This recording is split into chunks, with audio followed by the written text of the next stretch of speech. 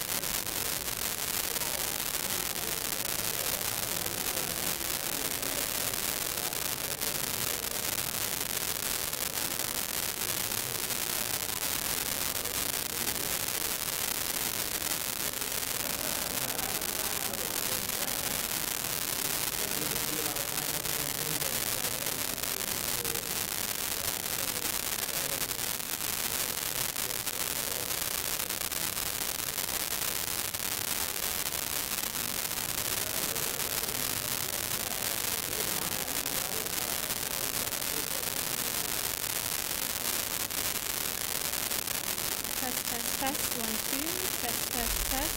Can you hear it? Test, 1, 2, 3, 4, 5, test, 1, 2.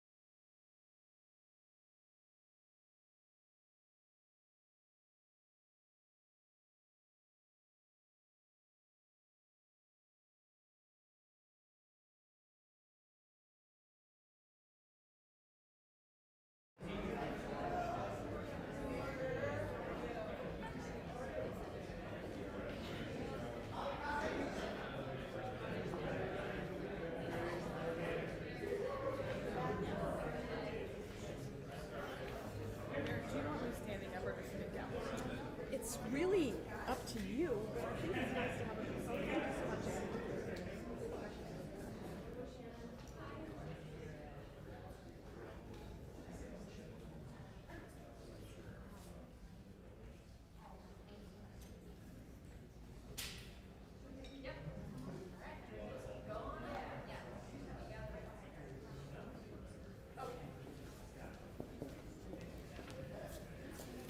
Good morning. I'm going to invite members of the selection committee and cabinet members who are here to join us today. Chief Lundgren. Thanks, everybody. Really appreciate you being here.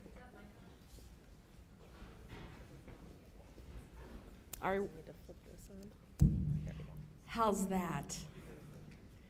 Great. Thank you so much for being here today. Council President Wilkerson, you're also welcome to join if you want. Good morning. Lisa Brown, Mayor of Spokane. I'm pleased to be here today to share the steps we're taking in regard to community safety, including the launch of our nationwide search for our police and fire chief positions. And I'm joined here today by Chief Lundgren, by Deputy City Administrator Maggie Yates, by Justin DeRuyter of the Fire Department, some members of our Chief Selection Committee, and members of my cabinet. Deputy City Administrator Yates and Chief Lundgren will talk about the selection process and the launch of a community safety work group and the first things that that group will be tackling. Mr. DeRuyter is here to join us announcing a new medication-assisted treatment that the fire department is launching, and it is a good beginning to make a significant difference in outcomes for people addicted to opioids in our community. Now, before we get to those, I want to take a moment and just say how sad and sorry I am about the lives lost and the lives threatened and endangered in recent events in the city. I know we all want Spokane to be a place where people feel safe in their homes and in their businesses, where they work and where they play, in our schools, parks, and neighborhoods. We all want things to be better than they have been in recent times. And I firmly believe that they can be, and that starts with steps that we are taking today and with addressing people in need and in crisis earlier. We have a series of challenges that are not unique to Spokane. They're complicated and intertwined. There are a number of people experiencing untreated mental health disorders, the devastating effects of substance abuse, particularly with fentanyl, the economic insecurity that has been brought about by that housing affordability crisis, a legacy of racial inequality, and communities historically disenfranchised. The way all these issues intertwine lead to domestic violence, they lead to an increase in unhoused people, to property crimes, and an increase in violent crimes. There is not a single solution to these problems. The improvement that we seek is not going to happen overnight. But we are Spokane. We care about people. When we work together and take on big challenges, we are at our best. And I believe we can take these big challenges on together. The fact that so many people have come together and agreed to be part of giving recommendations to my administration and taking on this search committee and the public safety work group is something I'm very grateful for. I'm going to bring up Deputy City Administrator Maggie Yates next, but I also want to give a special thank you, although she couldn't be here today, to Chief Oberg, who stepped up with the fire department and is very committed to transparency and communication and working together, and to Chief Lundgren, who also stepped up in a really challenging time to take on the leadership of the department that he cares so much about. So Maggie, will you please come forward and explain a little bit about our process? Good morning. As you heard, I'll be helping to oversee the hiring process for our next police chief and next fire chief. We're working right now to identify and bring on executive recruiting firms that specialize in both police recruitment and fire recruitment. And we are also working to make sure that there's meaningful expert and community input into this process. That's why we're going to be publishing internal surveys with our police department and our fire department, and then also a public-facing survey so that we can collect information about what our public safety priorities are and also what key qualifications. They're having audio issues. Oh, thank you. All right now? Okay. And so in addition to our public safety priorities, what key qualifications we want to see in our next chief of police and fire chief. In addition to the surveys, we'll also be hosting a handful of community meetings to solicit feedback in another sort of alternative way and share information about the hiring process. We'll take all of this information and actually use the feedback that we have to draft the job descriptions with the recruiting firms. And then the recruiting firms will work to bring to us a pool of candidates from across the nation that are competitive, that are qualified, that are diverse. And then we'll have a selection committee convene to review these candidates, identify who should be interviewed, conduct those first round interviews, and then provide ranked recommendations to the mayor for further consideration. We're fortunate to have several selection committee members with us today and several others that weren't able to be here. But the selection committee will be composed of city officials, city leaders, the chair and vice chair of our public safety committee led by city council. We'll also have service providers and community leaders and union representatives as well. This is incredibly important work, as you all know, and very difficult work, so we're grateful to the level of participation from our selection committee members. This is likely going to take several months to identify and place our next police chief and fire chief. And we're aiming to make sure that we are balancing between swift action and a process for meaningful community partnership and engagement. But we know that there is lots of work to be done now, which you just heard from the mayor. And that's why we are establishing a community safety work group. This work group is going to be an internal work group with city leaders and subject matter experts from across not just the criminal justice system and the public safety system, but all sorts of systems that influence and determine safety outcomes across our city. We'll be meeting monthly to identify challenges, to develop solutions, and to implement the mayor's key priorities, some of which she referenced in her opening remarks. This includes our high utilizer population, a population of individuals that we often see in our emergency departments, in the jail, and on the streets, sort of rotating and revolving. And we'll also be looking at how to better coordinate our alternative response units to make sure that we're maximizing coverage and impact. And then also we'll be looking at tackling the persistent challenge of domestic violence in our community. Our first meeting is this Friday, so we're ready to get to work and excited to make a difference on behalf of everyone in Spokane. I'd like to invite next our Chief of Police, Justin Lundgren, to speak to his participation in the selection committee. Thank you, Chief. Thanks, Maggie, and good morning. I just want to start off by saying it was an honor to be asked by Mayor Brown to serve as interim chief at the Spokane Police Department during this search for a new permanent police chief. I'm currently in my 27th year with SPD, and I had the benefit of serving as assistant chief for 7 years under retired Chief Meidel. So I'm very familiar with department operations and the attributes that make for a successful police chief. My job as interim chief is to maintain stability in the department and to ensure our officers continue to provide the highest level of service possible. One of the most important roles I will undertake will be as a member of the Police Chief Search Committee. I look forward to participating in the process and with this group of engaged stakeholders to identify our next chief.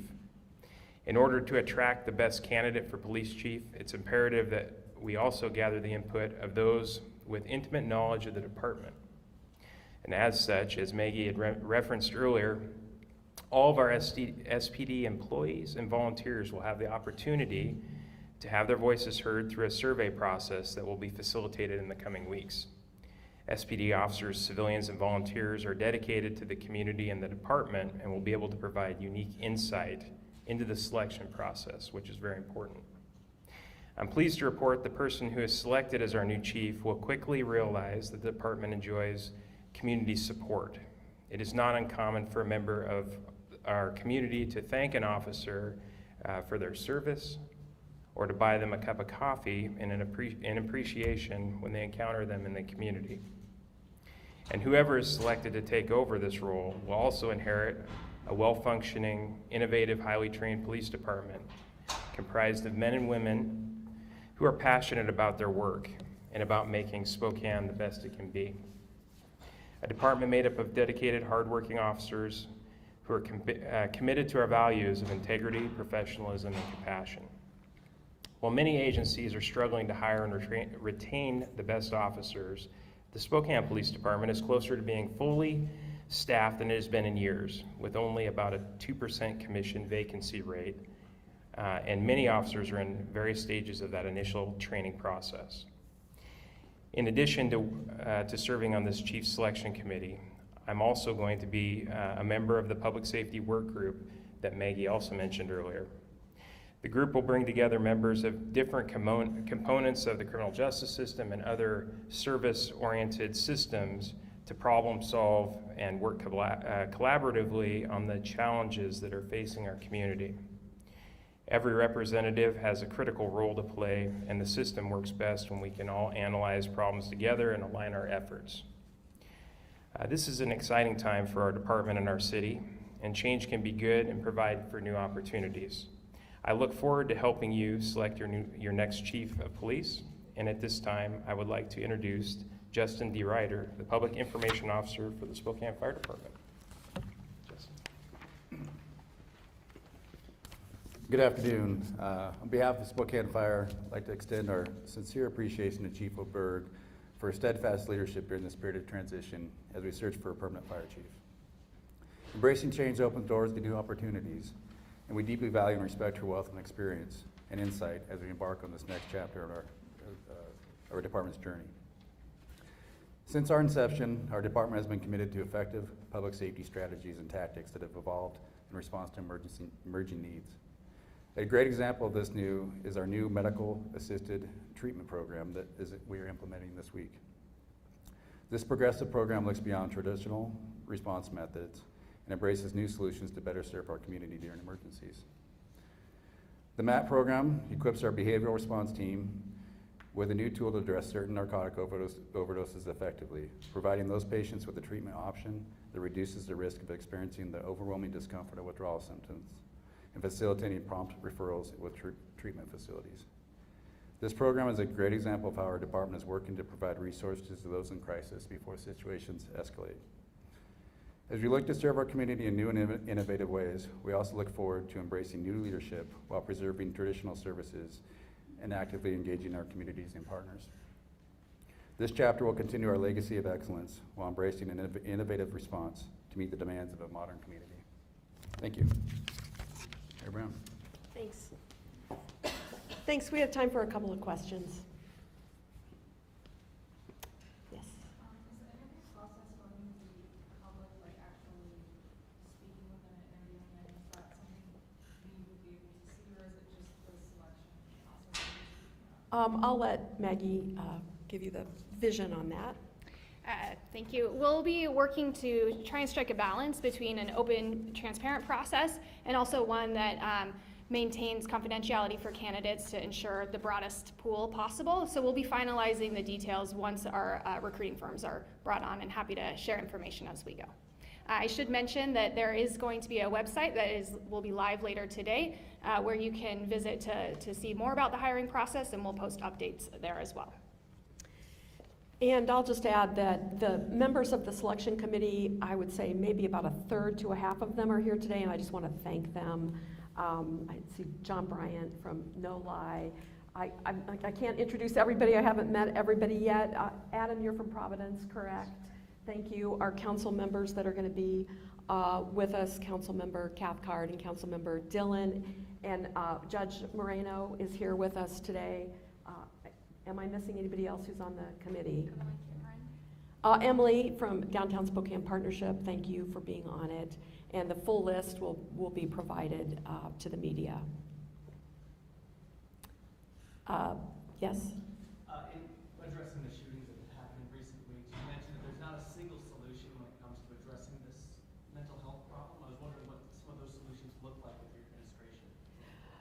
Well, I was in Olympia talking to legislators about this, and one of the things I think that is going to be a significant improvement is that we have existing street medicine teams. Chaz, our community clinics, and Providence have street medicine teams, and we have our alternative response units that include health and mental health providers with law enforcement and fire. But these teams are not coordinated right now, and they generally operate Monday through Friday during regular hours.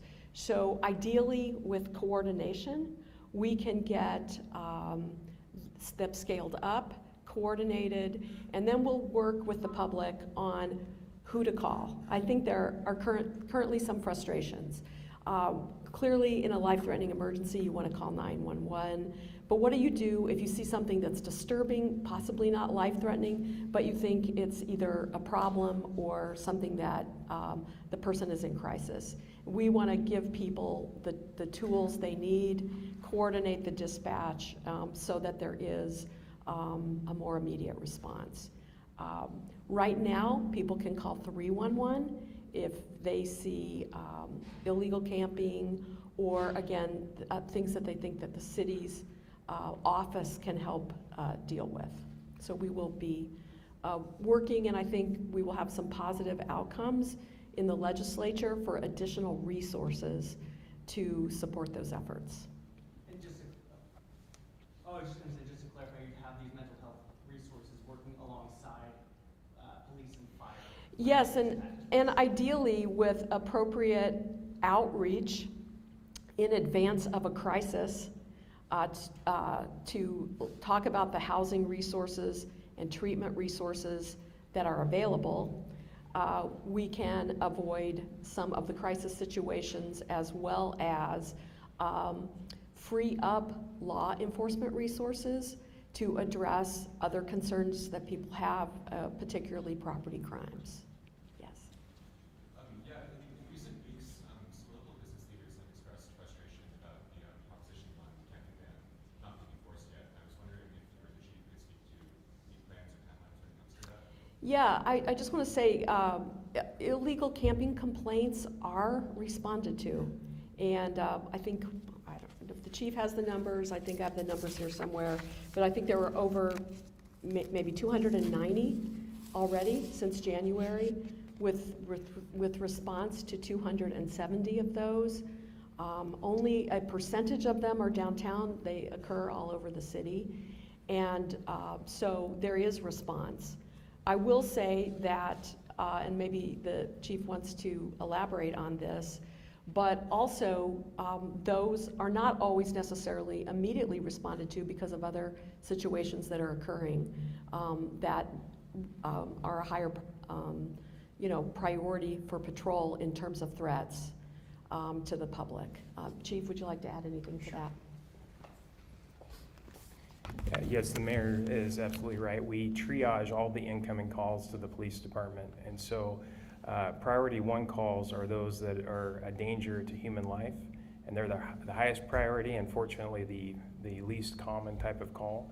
Then we have priority 2 calls, which are can be a threat to life. They're an ongoing situation. And priority 3 calls are often priority 2 calls that where a suspect is left or for some reason the danger to the public or the complainant has been downgraded. So we respond to calls as our staffing allows in that triaged fashion. Almost 300 complaints of illegal camping have been reported year to date as of Monday. And we had responded at that time to 277 of those complaints. So we are responding, and those responses sometimes end in arrest, sometimes we're able to gain compliance, and we like when we're able to gain compliance and free up the officer resources, free up the court resources to focus our attention on those that aren't willing to follow the law. But it's a pervasive challenge. It's something that we're well aware of, and we're trying to come together. I think it's one issue that's going to be really important to put before the newly formed task force internally, with all the different resource partners coming together to look at strategies of how we might address this problem the same way we are, and different strategies to try and get at what we understand and feel as a real pressing issue for the community. And has Proposition 1 changed anything about how that's approached by the police department? So Proposition 1 currently is working its way through the courts with some challenges. It is potentially one tool that we'll have in the community to address that problem.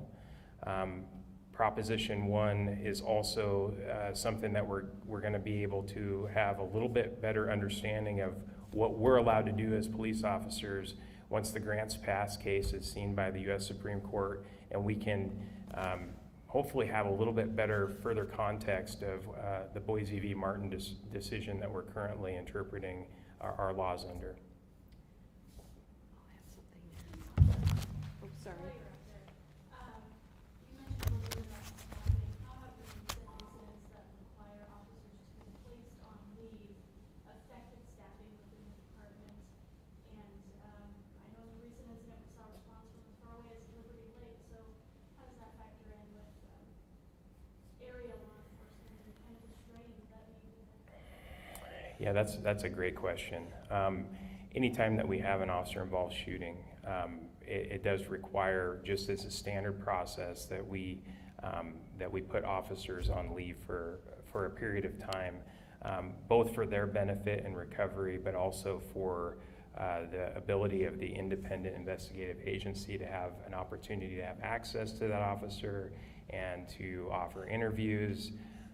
And so when we look across the department at all of our patrol teams, there's a minimum staffing for safety. So if a team has, say, 8 officers, their minimum staffing will allow us to have some officers off, but once we reach a certain threshold, then we're going to call in extra officers on overtime to backfill. And so we have had to call in some officers, but we have not had any problems making staffing, safe staffing across the city during this time.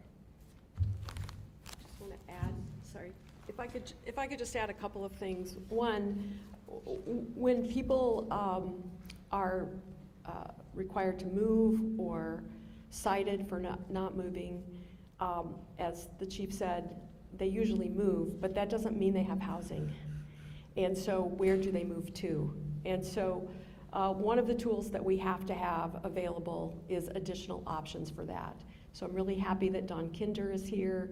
She's taken on our Neighborhood Housing and Human Services division within the city and is rapidly working to coordinate with providers. We're doing an audit of shelter capacity, and we are looking at a whole set of funding streams that we can coordinate with providers to enhance housing options. And that has to be the whole spectrum from that first place to be in a crisis, a warming center, to transitional housing in which services and treatment is provided, to ultimately affordable housing and middle housing, because we know a lot of people in our community are experiencing stress related to that. I also want to point out that when people see graffiti or something left over from camping, refuse, that our city's 311 department responds to those and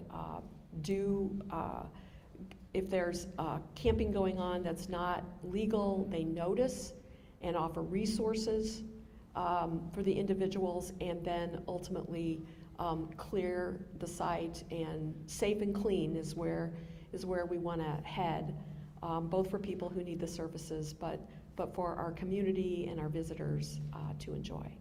So thank you very much for being here today. Thank you all.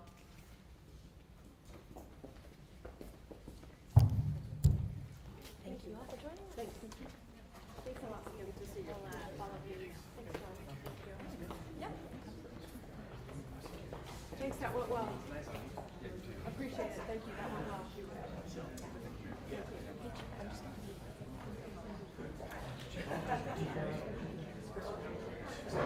Yeah, I didn't answer it. Congratulations. Not my first rodeo. Young.